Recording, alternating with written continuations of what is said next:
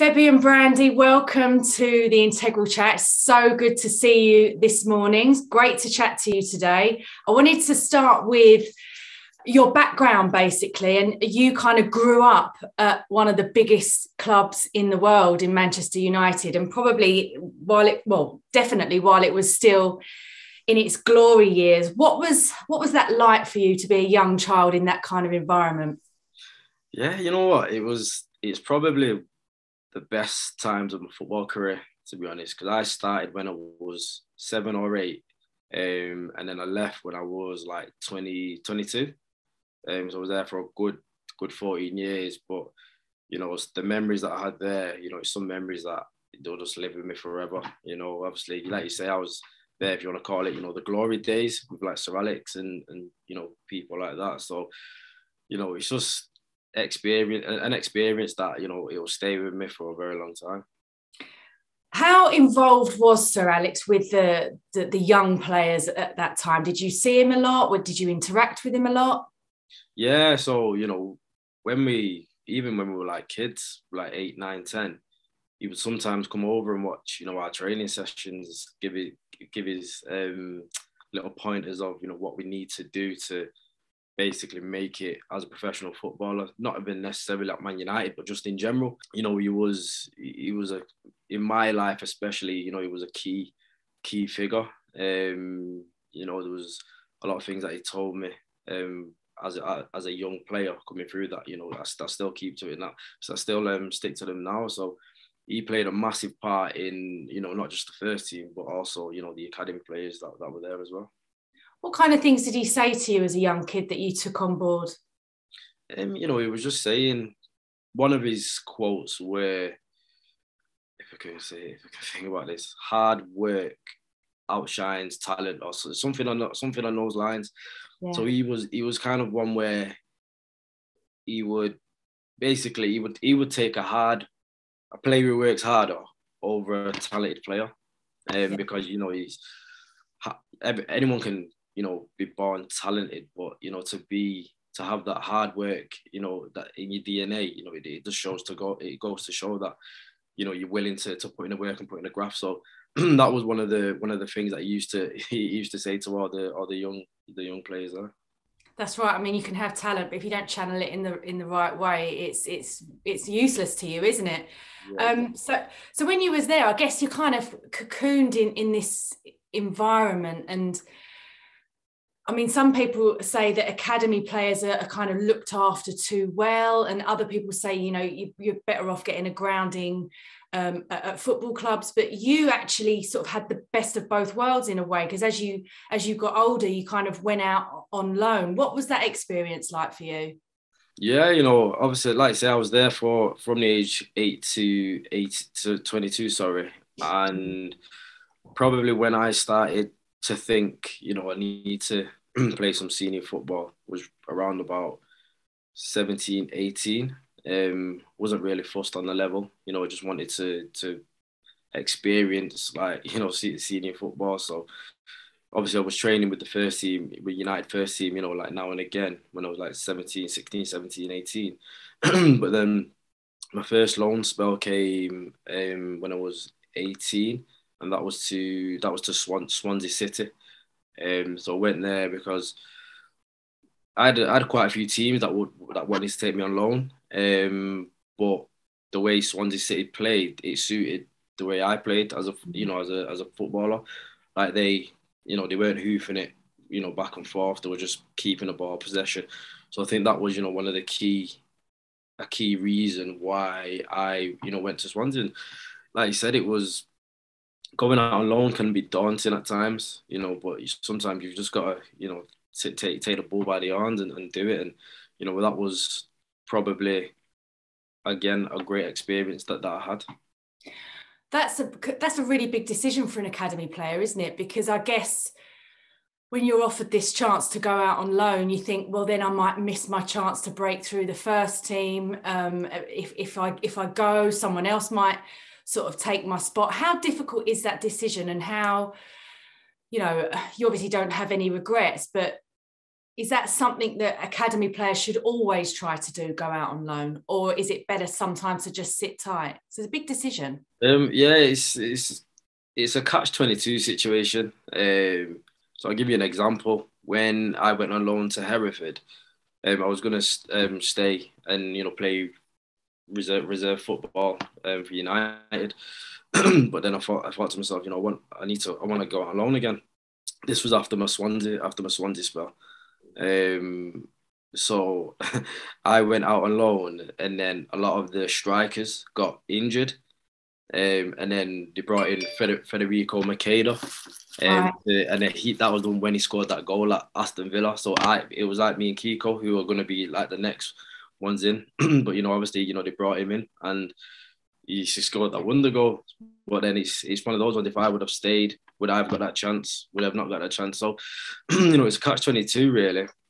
But then I went to Hereford and I did well, and more teams could see me performing on a senior level. So yeah, I think it is a tough decision, but it's a decision that if I had any advice to give to an academy player, if you can go out on loan, regardless of the level, go and do it. Yeah, it's a sliding door moment. You never know what might have happened. You can't live your life thinking, if only I'd have done this, if only I'd have done that. And a perfect example of that is a few years before, I don't know if I think you're about 13 or 14, Barcelona was actually interested in you. Yeah. But you decided to stay at Manchester United. Now, you must look back at that and think, you didn't end up breaking through at Man United, but it is your boyhood club. How difficult was that? And how do you look back at that decision now? Well, looking back at it at the time, United were probably had a better status than Barcelona. So for me to stay at United, it was kind of a no-brainer. Manchester lad, doing well in the academy at a good club. It would have made sense for me to go, to a team like Barcelona, even though obviously it's a massive team in itself. But what I do think if I did go to Barcelona, the La Liga type of footballing way, that might have suited me more. And then I might have excelled at Barcelona. So you just don't know really. But yeah, it was a great experience. Sir Alex obviously knew about that, asked me about it. What did he say?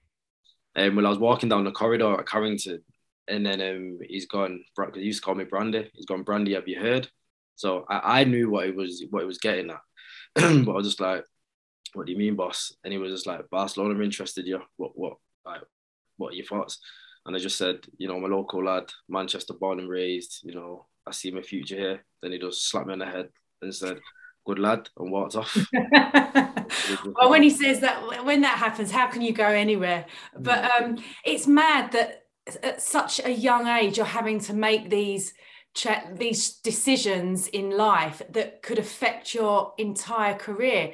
How do you make those decisions? Who helps you with that? Who else around you in the football world helped you make these changes? There's a lot of players, senior ones especially. Like we had the likes of Gary Neville, Rio Ferdinand. We had Rooney, the Giggsy, Scholes. We had quite players like that who kept us grounded. And if we were doing something wrong, they would literally tell us, and they won't be afraid to say how it is. So I think having players like that around you whilst you're growing up in an elite environment, I think it's crucial.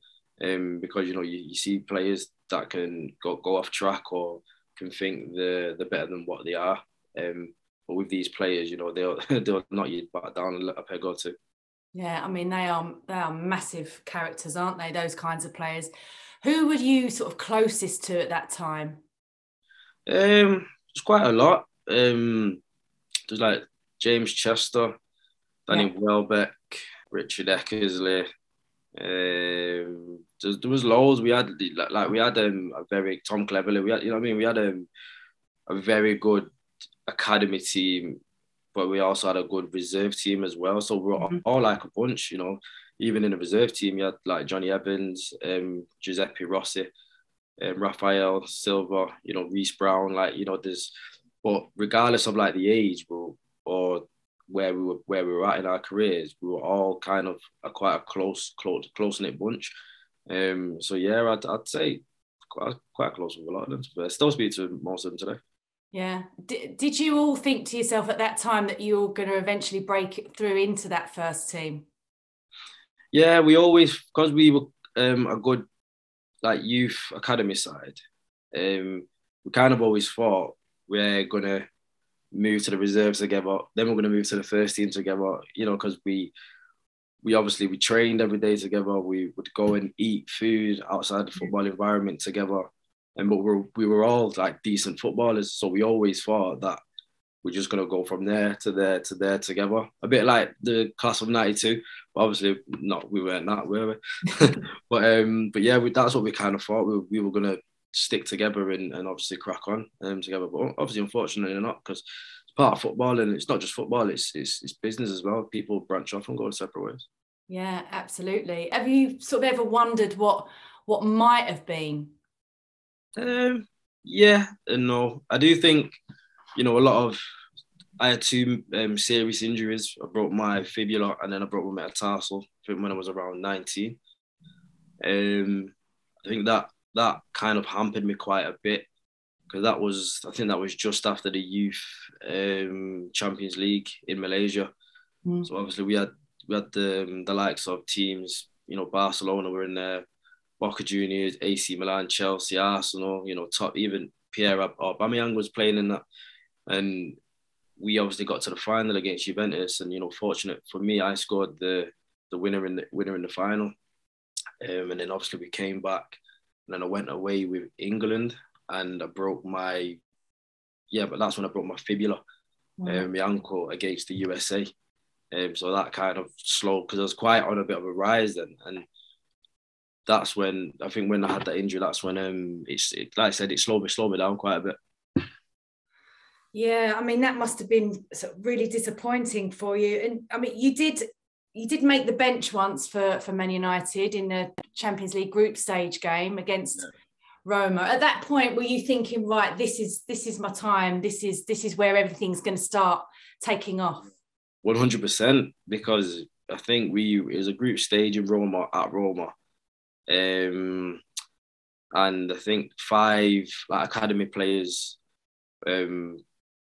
The boss, Sir Alex, he took 5 academy players, and I think there was only going to be 3 on the bench. And I think on the bench it was me, Sam Hewson, and James Chester, I think. Yeah, I think it was us or Tom Cleverley, I can't remember, but it was us 3 on the bench, and it was 1-1 at the time, and I think got to about the 70th minute, and I think Rooney went down injured. And then Sir Alex, he looked at me and he's gone, Brandy, go and warm up. So I was like, all right, cool. Warming up, getting abused by the Roma fans, throwing bottles at me. I'm only a kid, like, you know what I mean? But I'm embracing it. I'm thinking I'm making my Champions League debut here. But then I've looked down the touchline and I've seen Dong Fang Zhu, striker, and he was stripping off to obviously to go on. And my heart sunk a little bit then, but it was just a good experience, because I thought, I was gonna make my Champions League debut there, but unfortunately it didn't. But again, it's a memory that I'll think about for a long time. Yeah, absolutely. So when it got to the stage where you were actually released, tell me about what that is like, because that happens to thousands of kids every single year, and some sink and some swim. You embrace that challenge and you went on to have a professional career. Lots of kids don't do that. Leaving a club like Manchester United as well, where you'd been since you were a child, going out into the big wide world. What was that like for you? It didn't with me. I don't really let things get to me too tough. So when I kind of knew, it was time to part ways with United, I think what helped me was going out on loan quite early. So obviously me going out on loan when I was 18 and then 19, I kind of knew what to expect going to other clubs. And I always knew United, if I needed any advice or if I needed any help or in whatever it was, I knew Man United were always gonna help me. Because even when I left United, Sir Alex, he gave me a call.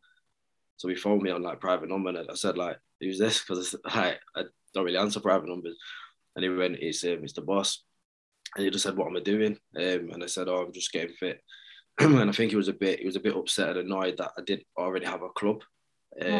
So then he just said, if any club needs a reference or anything, just tell him to give me a call. Probably the best reference you can have in the game, to be honest. So yeah, I did that, but it wasn't. I didn't really let it get to me. I knew obviously it was going to be different because even the coaches at United used to say, don't take these training facilities for granted. Because respectively, you're going to go to teams where they're not going to have top facilities. So I kind of just took it in my stride really, and you know what I mean. And I think what helps me with that was going out on loan from quite early. Yeah, I know you did suffer from injury issues as well, which is probably another reason why you never kind of managed to perhaps realise your full potential. When you look back at your career, is that how you see it?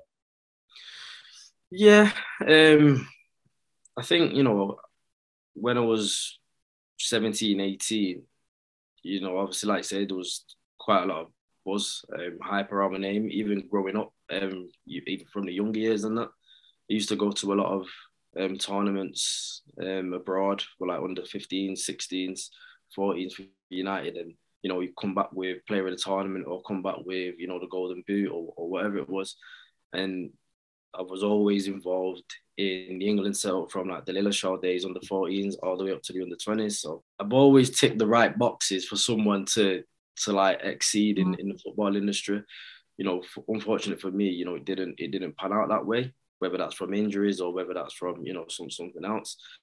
But like I said, I've never sat back and thought, oh, I regret doing that, or I should have done that. Or probably one thing that I should have done better is extra work after training. I always used to think what I did on the training pitch was enough. And I think that falls into the category where Sir Alex, what I said before, when Sir Alex said hard work, it overshines talent. So I think, if I would have had that mentality to do extra work and probably have a bit of a better diet as well, I probably, would have pushed on a little bit more. And even without the injuries as well. Yeah. I think when you've got that natural ability, sometimes you just rely on it a bit too much, don't you? But you still manage to have a professional career, and which, when you look at the numbers, is still a rarity, isn't it? To achieve that. You weren't afraid to make those big moves, and you went out to Thailand. I mean, how valuable was that experience? Because that is something completely different that not many players get to do. And what was the level like? So I always said to myself, within my football career, at whatever point it is, I need to go and play abroad. Whilst I'm still playing, I need to go and play abroad. I need to experience like foreign football. So there was a coach over there. It was called Scott Cooper. He used to do a bit at Leicester City years ago for the academy. So obviously I think he reached out to my agent at the time and he said, ask Fabs, would he be interested in coming out to, a new club in Thailand? And it was at a point where I was bouncing from club to club to club, and I thought, right, you know what, they're offering me a 2-year deal here, so I'm just gonna go. So then I went there, and it was just totally different. It felt, you know what it felt like? It felt like I was doing my job on holiday. If that makes sense. Yeah. Like I was just working abroad, in the sun, nice food and everything, and I quite enjoyed that. The level, if I'm being honest, I thought it was probably going to be, I don't know, 7th, 8th tier in from the English pyramid system. But I went there and I'd say it's probably top League One low championship. Because I remember the first game that I played, I just thought it's going to be a walk in the park. This. Next minute, defender just went bam, smashed me. I thought, oh, I'm in for a game. It. Here we go. Yeah. Yeah, I thought, all right, roll my sleeve. Let's go then. And then after that, it kind of. To be fair, I'm glad that happened quite early on because it just made me realise that, what I mean, it's not going to be a walk in the park. When did you start thinking about what you were going to do with your life after football? When I started to get to the age of 28, 27, 28, I thought, I'm coming to the end of my career now.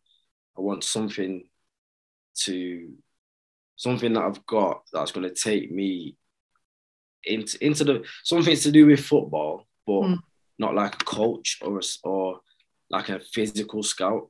So then that's when I came with obviously the company Skouted, and I put that into play probably when I was like 28, 29, because as I was growing up, I used to see a lot of footballers get released year after year, and they might have not had the connections to go elsewhere, and they'll end up falling out of love with football.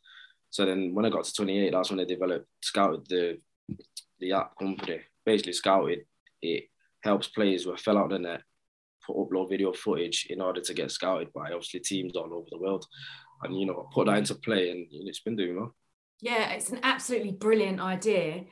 So for players out there who perhaps haven't heard of Skouted, what the premise around it is, you send in your clips. I think you have trial events as well.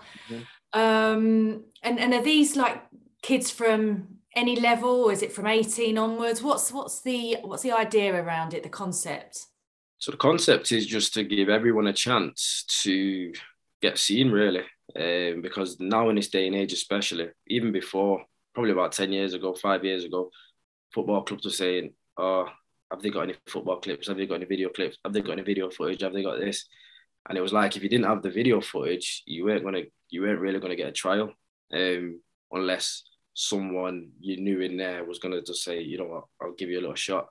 But now there's a lot of people who, were quite skeptical on just saying, yeah, I've got Joe Bloggs down the street, let's bring him in. We'll bring her in. So that's when I created Skouted, because it gives everyone that opportunity to upload video footage on there and get seen. For example, there was a player who went to Loughborough University, I think it was.